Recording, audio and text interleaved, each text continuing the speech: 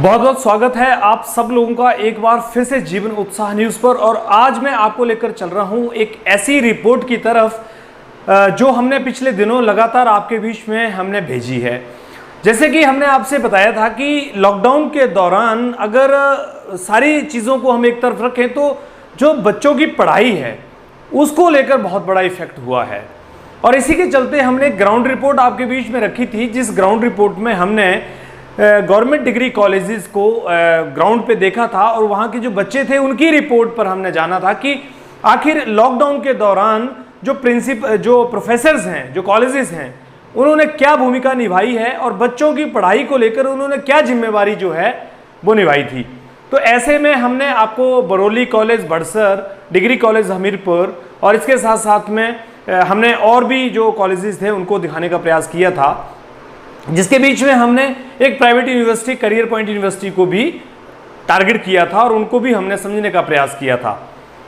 जब सारी ground report को हमने देखा, जो आपके बीच में लगातार 3-4 रिपोर्ट्स हमने भेजी हैं, हम हालांकि इन रिपोर्ट्स को थोड़ा और भी बनाना चाहते थे, लेकिन क्योंकि या तो कॉलेज के प्रिंसिपल्स अवेलेबल नहीं हो रहे थे या फिर बच्चे उपलब्ध नहीं हो रहे थे और बच्चों को बुलाना बड़ा पॉसिबल नहीं था, तो इसलिए हमने इस ग्राउंड रिपोर्ट को बनाने के बाद में ये समझा है कि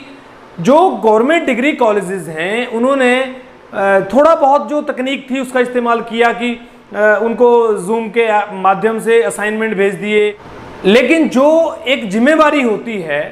वो जिम्मेवारी उस तरह से नहीं निभाई जिस तरह से बच्चों के करियर को लेकर उनको निभानी चाहिए थी। लेकिन दूसरी तरफ जब हम देखते हैं तो हमने करियर पॉइंट के जो वाइस चांसलर थे उनका भी इंटरव्यू लिया था और उनके बच्चों को भी हमने जाना था, देखा था, तो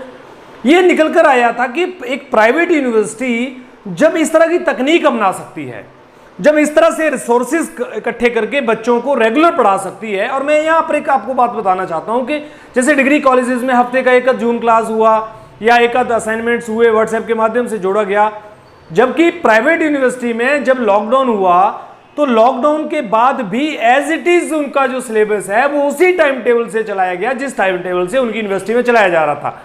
तो ये एक बात जो मैं देख रहा था इस ग्राउंड रिपोर्ट में कि एक प्राइवेट यूनिवर्सिटी इतने सारे एसेट्स लगा सकती है, इतनी सारी चीजें बच्चों की एजुकेशन को लेकर कर सकती है,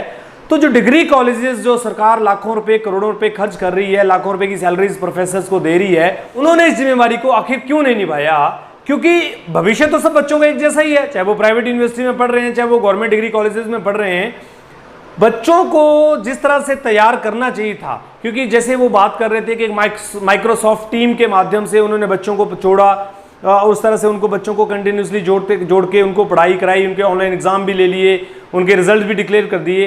तो क्या ये चीज़ें सरकारी यूनिवर्सिटी में नहीं हो सकती थी या फिर जो डिग्री कॉलेजेस में नहीं हो सकती थी? ये बड़ा प्रश्न जो है वो एजुकेशन व्यवस्था पर खड़ा रहता है। तो बहरहाल मैं ये ग्राउंड रिपोर्ट बहुत लंबी नहीं बनाकर मैं बहुत छोटी सी बात के साथ खत्म करूंगा कि एक प्राइवेट यूनिवर्सिटी ने लॉकडाउन के दौरान जिस तरह से बच्चों के भविष्य को लेकर कार्य किया है वो वाकई में ही अपने आप में एक बड़ा बात है, जबकि गवर्नमेंट यूनिवर्सिटीज, डिग्री कॉलेजेस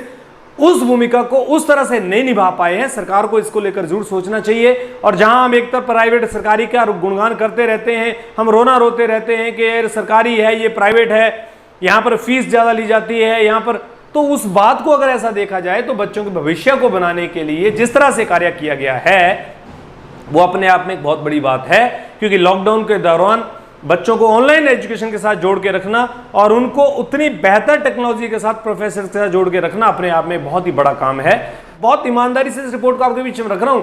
मैं पहले भी आपको बोल चुका हूं कि कोई भी व्यक्ति इस रिपोर्ट को चैलेंज नहीं कर सकता है। अगर किसी को भी चैलेंज है तो वो मेरे से संपर्क कर सकता है। बहुत ही बेहतरीन तरीके से आज प्राइवेट यूनिवर्सिटी ने जो बच्चों की एजुकेशन को लेकर काम किया है वो हमारे लिए एक बड़ा मैसेज है। बहुत बहुत धन्यवाद आप सब लोगों का। इसी तरह से बने रहिए, न्यूज को शेयर जरूर कीजिएगा।